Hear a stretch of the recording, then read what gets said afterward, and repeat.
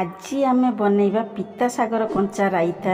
ପିତା ଭିତରେ ସବୁଠୁ ପସନ୍ଦ ଲାଗେ ମୋତେ ଗିମା, ସେଇଥିପାଇଁ ନାଁ ପଡ଼ିଛି ମୋର ସୀମା। ମୁଁ ତ ବନେଇବା ପାଇଁ ଯାଉଛି ଗିମ୍ହାର କଞ୍ଚା ରାଇତା। ପଖାଳ କଂସା ଧରି ବସିଥା, ତାକୁ ଖାଇବ ମୋ ବର।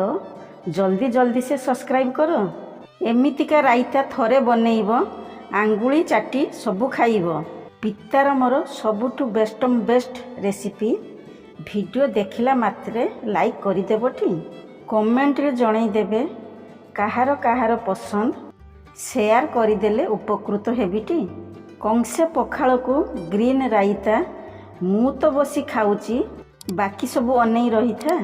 ଏମିତିକା ରାଇତା ଯଦି କରି ଖାଉଛ, ସୁଗରକୁ କଣ୍ଟ୍ରୋଲ କରି ନେଉଛ। ଏଇନେ ତ ଟାଟା ବାଇ ବାଇ କରିଦେଉଛି। ନେକ୍ସଟ ଭିଡ଼ିଓକୁ ଅପେକ୍ଷା ରହୁଛି।